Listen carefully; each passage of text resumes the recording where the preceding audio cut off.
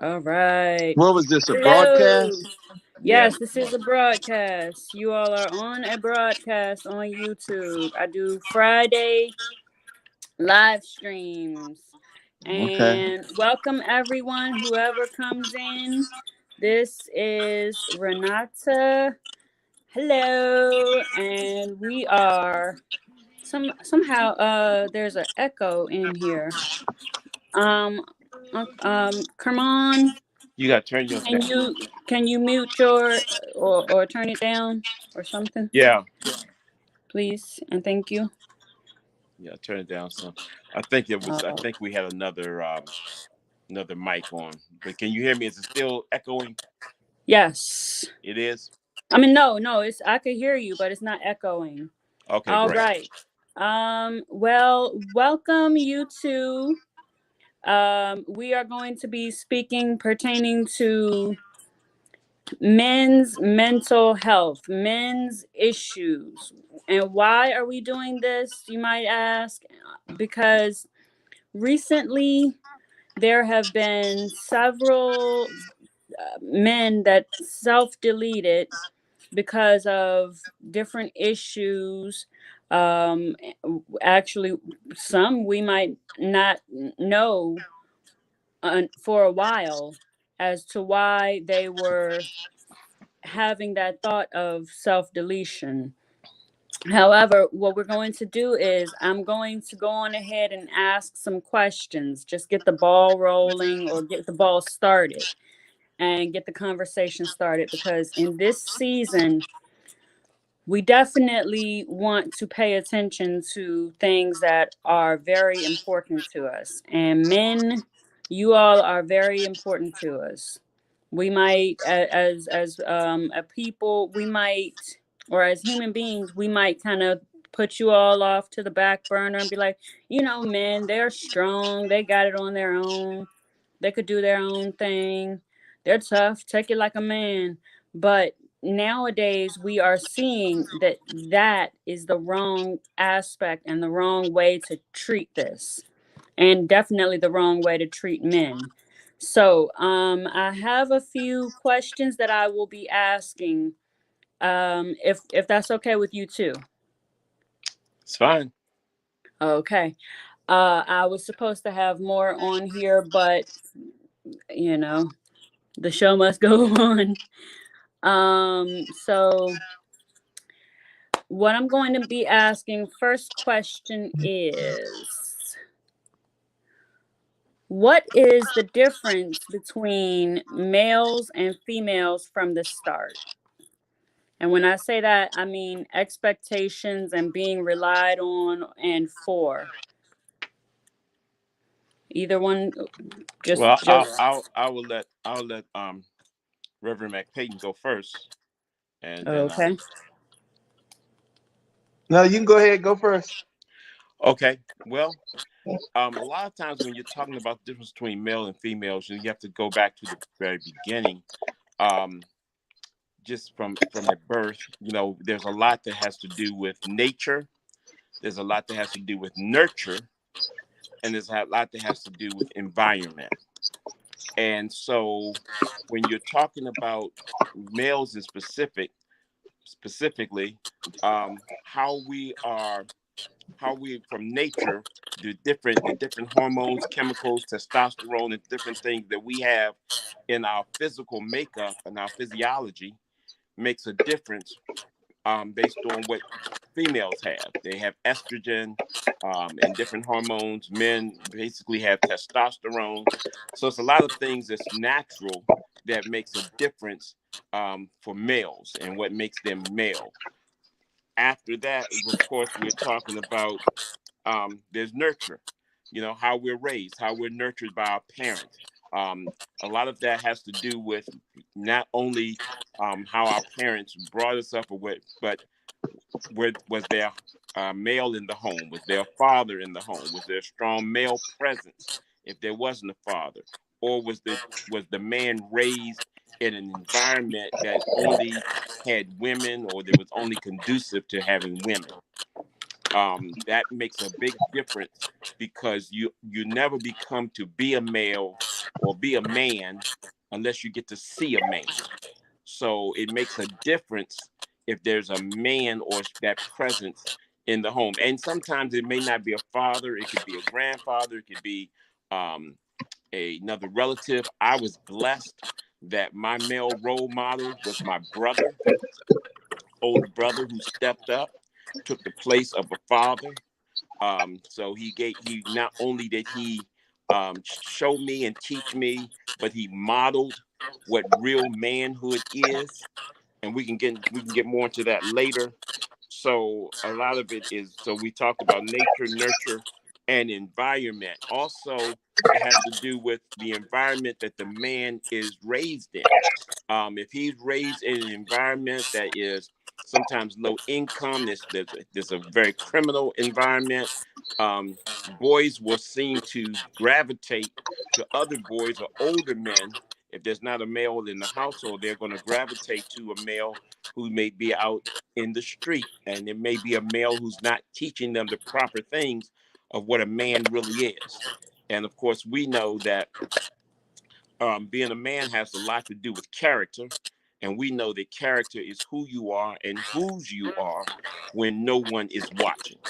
So Amen. all of those things combined, and I'm sure Reverend McPayton has a lot more to say with that, but all of those things combined has to do with manhood. Also keeping in mind that personal responsibility is one of the major causes. You know, one of the definitions of life is the decisions and choices that you make and the consequences of them. So part of being a man is being taught at a very early age of not only what decisions to make and how to make the positive decisions, but also how to follow through with that. And with that comes in your spirituality and your relationship with God. I'm going to let Reverend McPayton speak more to that. But all of that is what's the main focus of what makes a man a man. So those are a lot of the things that does. And of course, we cannot not mention the fact that there can be mental issues that can affect a man's, manhood. There can be, a lot of different things that comes into play when you're talking about whether it's drug use, alcohol use. A lot of men, they've had their brain chemistry has been altered and changed because of some lifestyle decisions that they've made, whether it's alcohol, whether it's drugs, whether it's just anything that can be an outside force that can make a difference from an inside perspective.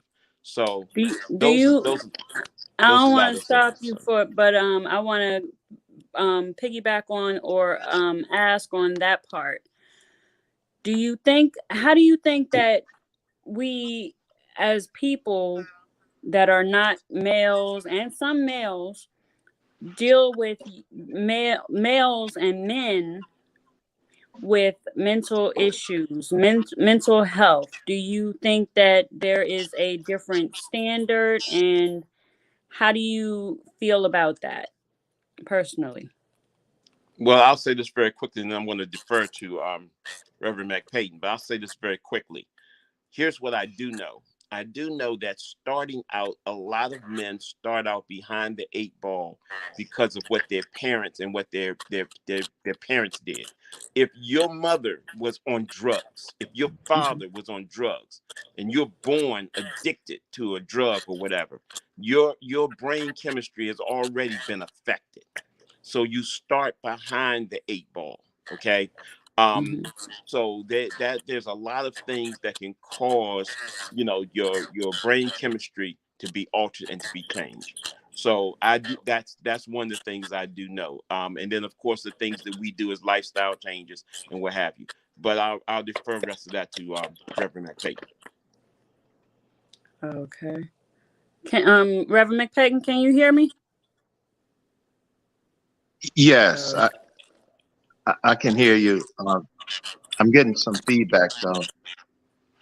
Yeah, I'm hearing a lot of feedback on yours. Let me get mine down. Try it again now. Reverend McPayton, can you hear me? Yes. Let me go out and come back in. Okay. Uh-oh. Mr. Kerman, you gotta keep your there you go. Okay. We're live. We're live. So Yeah, we're people are live. seeing. I'm sorry. Yes. But I appreciate. Hang on here. He's trying to. Which. I guess I'll go with this one. Yeah, just hello? take one of them and eliminate the other. I don't know which there one we to go. pick. Hang on.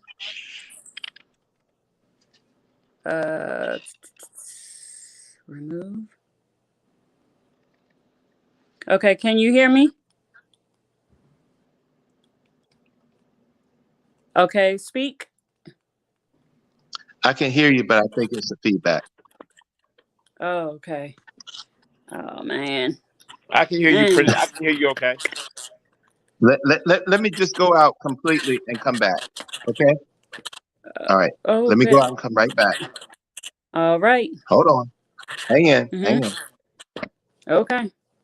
Well, while we are waiting for the men to come back in, I am so glad that the ones of you all that are looking at this and being able to join me in this, hang on, are here, because we have been having a lot of the issues that, are, they're just, okay, there we go. Just, things that we I know, especially as a woman, but we don't really deal with. And this was a real wake-up call with this month, and how these 3+, because I know that there was somebody else that was saying that they also were still in shock because somebody else that they knew also, decided to go out of this world. And I've seen these, I guess you would say, I've seen the writing on the wall, but to have it where it gets to this point is when it's like, okay, eureka, we gotta definitely do more, and we have to really help to vouch for men. We always say, oh, the men are strong, you could do it on your own. And then we women say, not every woman, not everybody, but some say, and majority of the loud ones say, I can do it all by myself. I don't need you to do anything for me. I don't need no man. And this is not helping the men. I just got a notification that both of the men's devices need to be charged. So, but as you could hear from the man Kerman, Mr. Kerman McPayton, men have it. It's like a ball and chain. It's like everything affects everything else, and we don't tend to look at that. We tend to think, oh, they're just them because they're just misogynistic and they're just men, and we don't look at the fact that they have a heart. They have feelings too. Now, the thing is, they show their feelings differently. Men show their feelings differently than women. Masculine shows different than feminine. And it's been proven over and over again. I've had, let's see, My father, he was always one where when I would have some kind of something that I needed or I wanted to say to him, he always thought that it was something that he had to fix. He had to oh, okay. All right. Add to stream. Can you hear me? Yes. Okay, Hello. add to stream. There we are. Yes. Okay, you're back. Yes. All right. So, yeah, so the importance of and we're going by winging it. But well, not winging it all the way. It's okay. But yeah, with my father, when I would tell him things, he would always make it where he had to fix it. He thought he had to fix it. And I realized it took me a long time. And then afterwards, I changed my way of coming to him.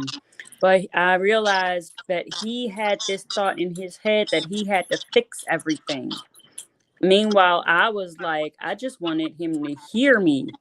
I wanted him to acknowledge me that I had an issue. Maybe he could be a soundboard and just be able to hear what I was saying. I don't know what I thought was going to happen after that, but I just that's one way that I, as feminine, heard. I mean, you know, we were different, feminine versus the male.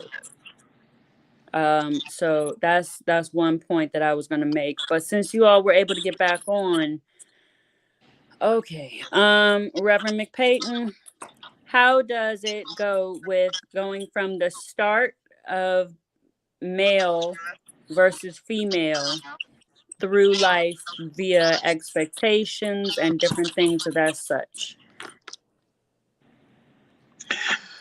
Well, I'll just say that as Kerman said so eloquently, God made male and female, and God made the clear distinctions between gender and sex. And the clear distinctions are given by God to give glory to God. It's the distinction of male and female, you know, even throughout the animal kingdom and all throughout all of God's creation, always points back to God.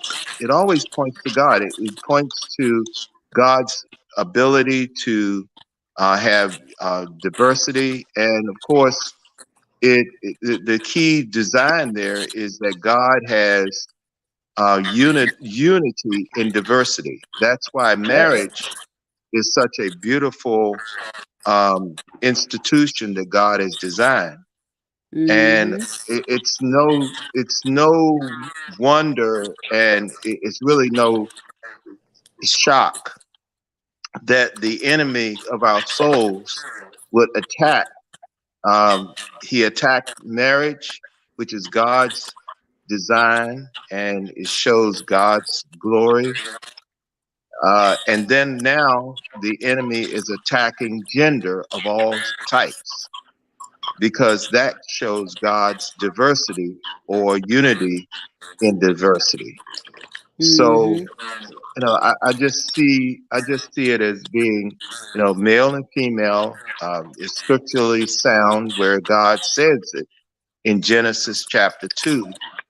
He made male and female. Yep. All right. And about the expectations of males specifically, do you think that what is well, no, I guess you did answer it. I think I might get a bit more once I ask the next question. Let's see. Well, when it comes to expectations, I can answer that. When it comes to expectations, there's expectations on several levels. There's several levels of expectation for male and female, but for male, This is why we see a total breakdown in our culture.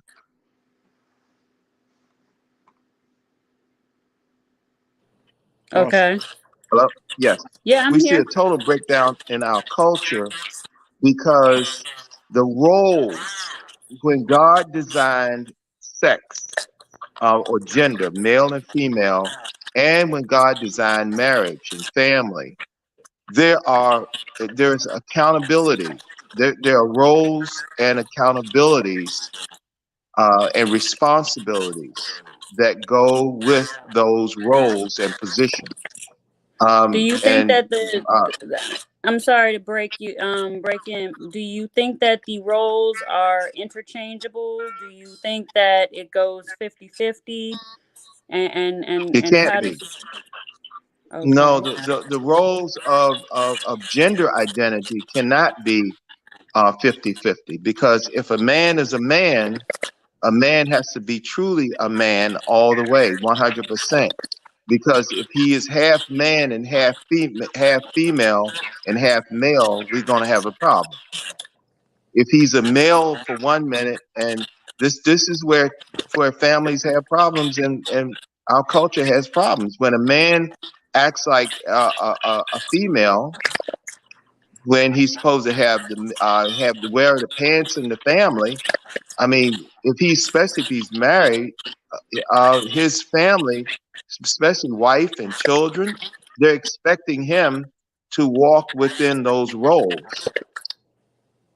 He's expected to walk within the roles that's designed by him, designed by God for him to Mhm. fill. And it's the same thing with a woman. But now, so we have roles and expectations of those roles, Mhm. and we're supposed to be accountable and responsible to those roles. And accountability and responsibility does not take place, then you have total breakdown. And Mhm. this is what we're seeing. It's very clear, and it's very, very apparent in our culture. You have a breakdown of culture. How do we allow people that say it's not a breakdown, it's just evolution. We're evolving. This is the new way. You need to get with it or either just go be like a dinosaur. Well, to that, I would simply say that all you have to do is look at the results of that ideology. Look at the results. Look Mm. at what happens. Look at what happens. Just take a look. Just look at what happens if a male I know many people right now. If a man says, okay, and I'm not talking about necessarily in a marriage, but in any relationship, if the male says, well, listen, I'm just going to sit home, kick my feet up, woman, and you're supposed to take care of me, and you're supposed to feed me and clothe me. I know of people right now to do that, and uh, there are, and women, some women, they do not know that there is a role that is there for the man. Now, I understand that there are women who work, and just like men, but a man is not supposed to sit home in good health and able-bodied and says, Mhm. okay, well, y'all gonna take care of me. I don't have to take care of y'all. Yeah. That's a breakdown of design. Yes. And if I can interject as well, Yes. it's very Yes. confusing for children Hey, I and want a piece of growth, that. especially boys. Reverend Richard, Reverend Richard, we can still hear you. Okay, keep going. What I was saying is it's very confusing for children, especially boys, when the roles. Wait a minute. Can you hear me? Yes, I can hear you. Yeah. When the roles are reversed or when there aren't any defined roles, Mm-hmm. because children are looking for structure. Right. They're looking for a sense of security that only comes through knowing that mommy is mommy and daddy is daddy. Okay. Mm-hmm. So once that becomes convoluted, you start running into problems. But the other thing I wanted to kind of share is this. Mm-hmm. When you're talking about men, with all the pressures that society has put on them, just from a Definitely. society's point of view, and Mm-hmm. then the pressures that we also put on ourselves because of not having sometimes faith, having fear, different things that we do not do, not recognizing God's relationship and God's role in our lives. What Mm-hmm. happens is that men start to, as they say, they start to crack. Okay. So now you have men who have all of this stress, they have all of these concerns, and they have no outlet. What kind of So, stresses do they put on or inflict on themselves, or think that they have to take? well, there's the stress of achievement. A lot of men think they have to achieve. There's the stress of ambition. Mm-hmm. There's the stress of being in control. Okay. The stress of not feeling weak or feeling less than a man, whatever you decide that manhood is. So there's a lot of stress there. There's the stress of being able to earn income. Money is a great stress for a lot of men. Okay. Mm-hmm. So and what happens is this: when you have stress that you cannot find a way to either control or to alleviate, what happens is it starts to build and build. And now a man will get to the point where he will feel hopeless. And when you feel hopeless Mm-hmm. and helpless, that's when the thoughts of suicide will creep in because you feel that there is no way out. Now, that has to do with your relationship with God because you feel that there is no answer and that God cannot make a way. So now Mm-hmm. you feel you're in a situation that is totally and completely helpless. You're helpless, you're hopeless, and you do not feel that tomorrow can be a better day or that there's any way of fixing the situation that you're in. So Wow. so what a lot of men think is, hey, I'm not able to fix this. You mentioned about being able to be a fixer. A lot of Mm-hmm. times men feel that they are supposed to be fixers because they have a wrong interpretation of manhood, which is I'm strong, I fix it, I take care of it, and that's what I do. And you sit down and shut up and let me handle it. Well, when you get to the point where you cannot handle it and you do not have a relationship with God, who is really supposed to be handling everything, then you find that, hey, I can't make this happen. I might as well just check out. And I might I see. and now We have. suicide looks like the only way. Yes. Okay. I'm Okay. seeing in the comment sections some comments and one question. Denise has a question. Kerman mentioned many of the stressors men have for generations. Oh man. Uh, hang on. It just went away. Okay. Um, do you believe the societal pressures are greater today than in our parents' generation? If so, why? Well, and I'll give my opinion, I'm sure, and then I really want to hear from Reverend McPayton. I Mm-hmm. don't know if they're any greater. I think every generation has had its own challenges, issues, and concerns. What I Mm-hmm. think has happened is that we don't have, as a community, a way to alleviate a lot of the stress that is put on us as men. A lot of times, men, it used to be a time when men had the church, we had family, we had granddad, we had father, we had uncles, we had a lot of people. We had people that were involved in our lives. A lot of times now that has been replaced by social media, and a lot of times in social media, you're dealing with strangers. You're dealing with people who have so many different ideas and so many different opinions on what being a man should be that everything gets convoluted. And now everybody does whatever they think is right. Right. And that leads to chaos. It leads to Right. chaos in society, but it also leads to chaos in your own mind. Because now you have all these opinions being thrown at you, and no one has any absolutes on what's right or wrong, because the only absolute on what's right or wrong is what God says is right or wrong. So now when you have all of these different opinions, these different emotions, now everything gets jumbled together and you have serious problems. And I think that Reverend McCaden can kind of speak to that a lot better than I can. So I look at what he has to say about that. Yep. Reverend McCaden?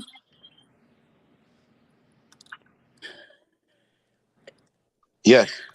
Yes. Okay. Yeah, you're right. He's absolutely right. The God's position is the bottom line to it all.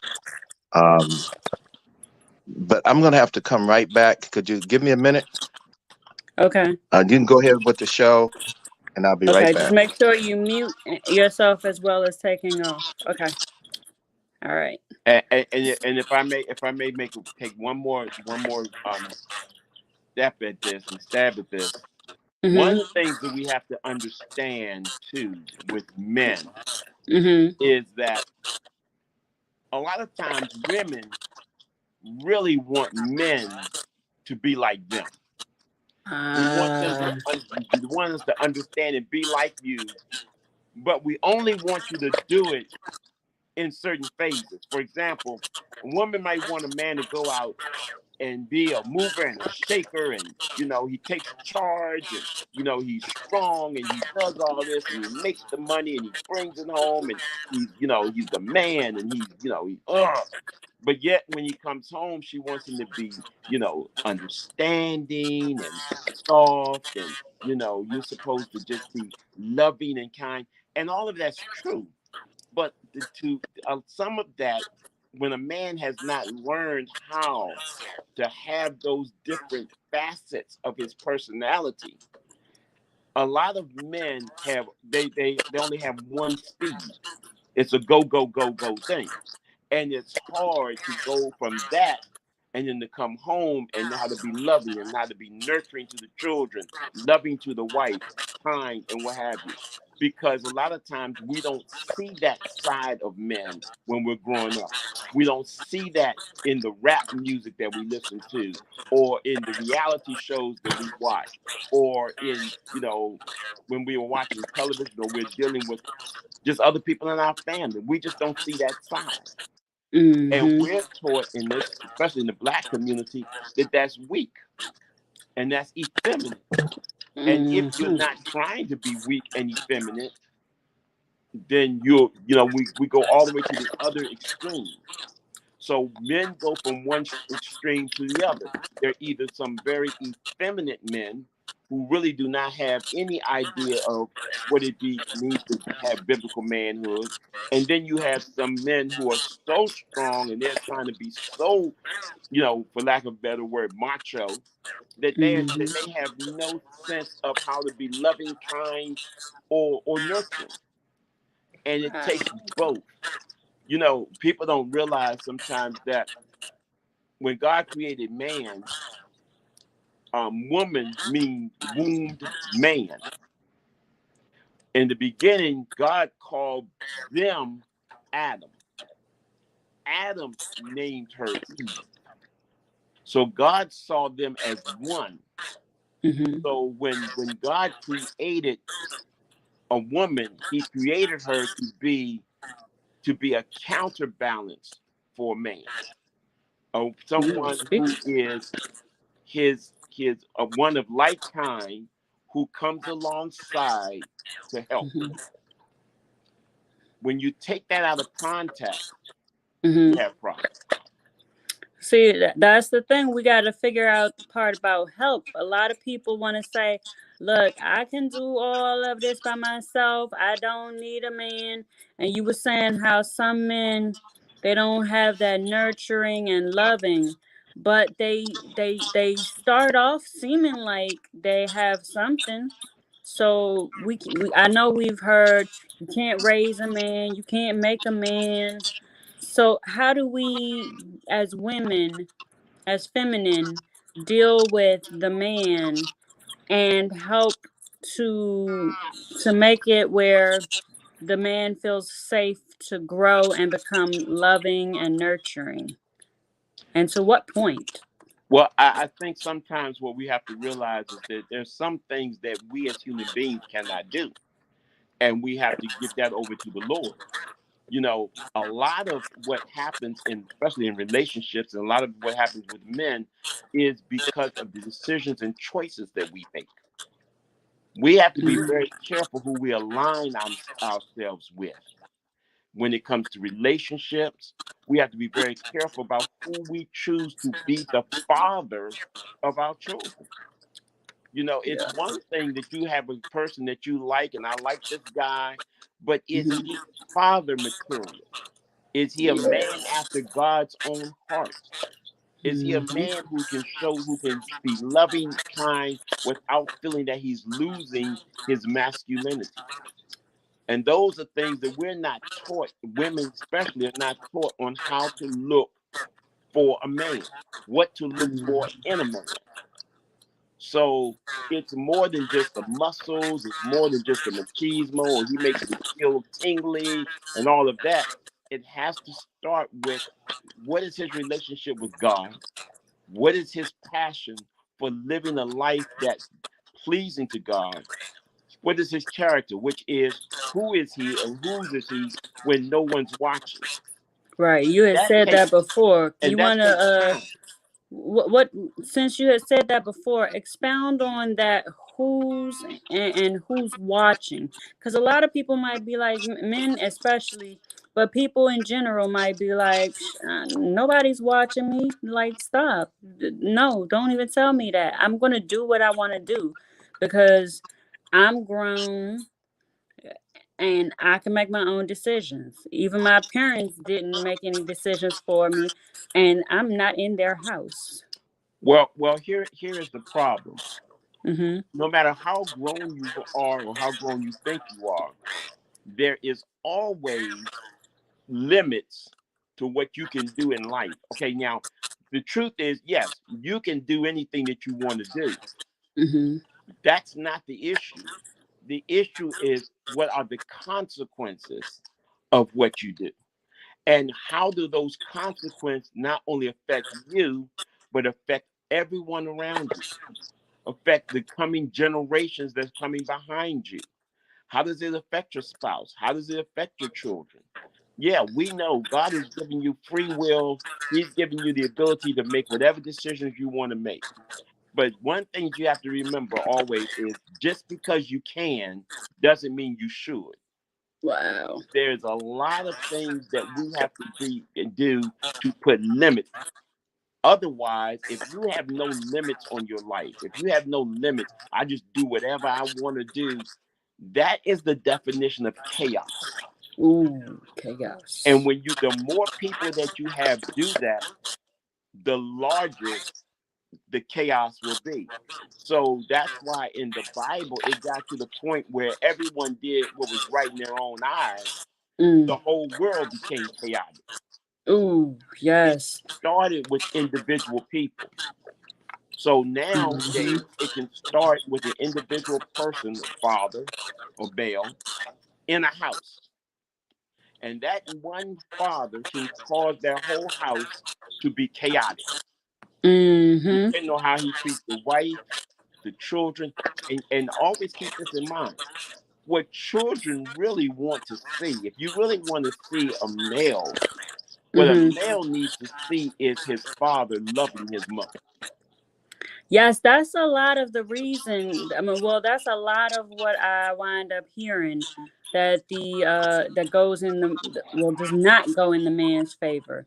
The man does not choose to love the mother, and next thing you know, it just goes downhill, and the children don't get the chance to see their father, So like that plays a part. What do you think that also does to a That's man? because, if I may say, that's because a lot of men and women are having children, but the men and women are not committed to each other. See, Hmm. he was never in love with her. Hmm. It's hard to show love for someone that you don't have love when you're in love with someone. So Mm. a lot of people, they're not having even, it's not even a relationship. They're having encounters. Ooh. And so now children are being born from an encounter. Hmm. So an encounter means that the people, once the encounter is over, they go their separate ways, but they leave a child. Mm.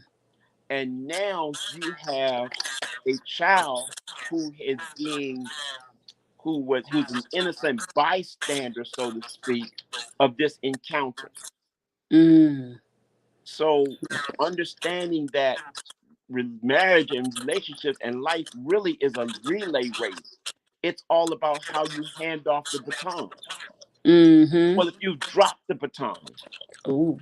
and the child can't even, not only can the child not pick up the child can't even find the baton I'm because not laughing because at you, but I'm laughing because that is a very good example that I don't think too many people can put into words to make us realize how it is. and so now because I don't know my father. Hmm. I have a mother who really is not happy with the way her life has turned out because this was not her dream. No little girl grows up thinking, I want to have children by different men who are not in my children's life, and I want to struggle and I want to go through all of these different things. That's no one's dream. Actually, nowadays, I've heard of girls and women that are like, I don't even need a man. I just want the children. Well, I don't. and the reason for that is because their understanding and their mindset has been warped by this world system. Mm-hmm. Because if you think about it, we all want someone that we can love, that we can depend on, that loves us, and that we can be there for. So for Mm-hmm. a person to say that, that means they're going against what's natural. And anytime you go against what's natural, now you have a convoluted or a warped sense of self and what's right and wrong. You look at any child when they start playing house, mommy and daddy, not mommy and my friend who comes over every once in a while. Okay. It's mommy and Yes. daddy. It's the children. We're going to get married. We're going to have a house. We're going to have the little white picket fence. Somewhere we've gotten away from that. And I tell you that there was a generation, and there's been about two generations of men who abdicated their responsibility as husbands and fathers. And I say husbands first because it has to start with that. Because Mm-hmm. being a husband is more than just marriage. It's about commitment. It's about a decision. And when you Mm-hmm. take that away, now all I'm doing is I'm just leaving seed all over the place. Yep. I'm not doing anything to nurture it or to grow it or anything. And if you look at the statistics, 90% of all men who are incarcerated come from a home where there's no father or there's no strong male presence. This goes for females as well as males. Yep. This is God's design. And anytime you break God's design of how the home should be, you're going to have devastation. And Mm. that's what we're seeing right now. Yes, I agree. I'm glad that I was able to get you all on here. I don't know what happened to Reverend McPayton, but I'm thinking that we're getting ready to go on ahead and start kind of, getting ready to pull off of here because this has been a great time, but it's the longest that I've done. I've done 44 minutes and some seconds. I did not talk that much because I wanted men's perspectives. You And know. if I can say one thing, Mm-hmm. don't feel bad that you didn't. Don't feel bad that you didn't hear Reverend Peyton, because I can guarantee you, I said what he would have said because he raised me. Mm. So I can pretty much tell you that everything I've said is based on the blessing that I had to have There's that some noise man in of the God. background. I'm There's some sorry. noise in somebody's background. But Okay. the blessing that I had was to have that man of God to raise me. Mm-hmm. So I can pretty much tell you, and I'm just saying in his face what I he knows this, what I about said when he's not there. This is the reason why I am a lot of why I am who I am right now is because of him being the male father figure in my life. And Mm-hmm. of course, I was blessed to have a mother who was in my life as well. Mm-hmm. So I appreciate that. Thank you for that because yes, we do want to still give credit to moms, but this night I just saw the urgency in trying to get the men's perspective, trying to bring men back up, you know, and be able to let you all speak your minds and speak about different aspects of what you do. Tammy Thomas was in the comments. Thank you for watching, Tammy. She said she agrees. She said, I agree. A male should be working if he's healthy and able to. And she also was saying, that's right. We like to see a man loving the woman, husband and wife. You know, so we are on, well, we're trying to get on one accord, you know. And from me to you all, from woman to men, I'm trying to start the conversation. And I know there are a few that are on YouTube and social medias that try to start the conversation.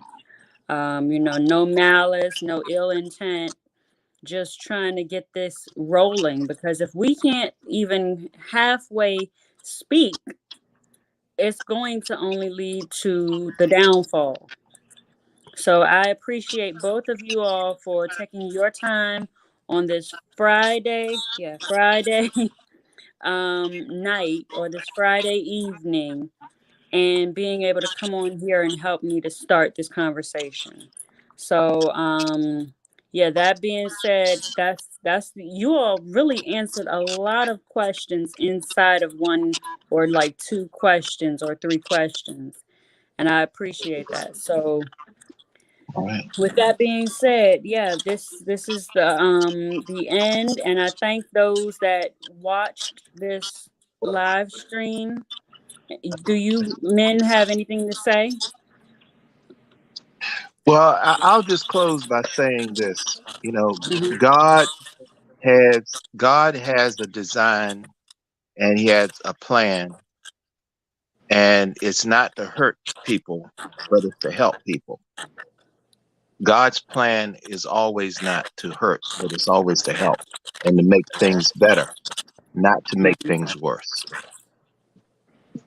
All right, that was amen. Reverend Thank McPayton. you. Amen. Yes. All right, great discussion. Yes, even Tammy says great discussion. I do appreciate, like I said, so Mr. Kerman, do you have any closing remarks, any closing things, thoughts that you want to say? No, I just agree with what Reverend Mac Payton just said, and you know, God says, "I know the plans I have for you, plans of good and not of evil, to give you a future and a hope." And that's Mhm. what we need. We need a future, and we need a hope, and that comes from Mhm. the Lord.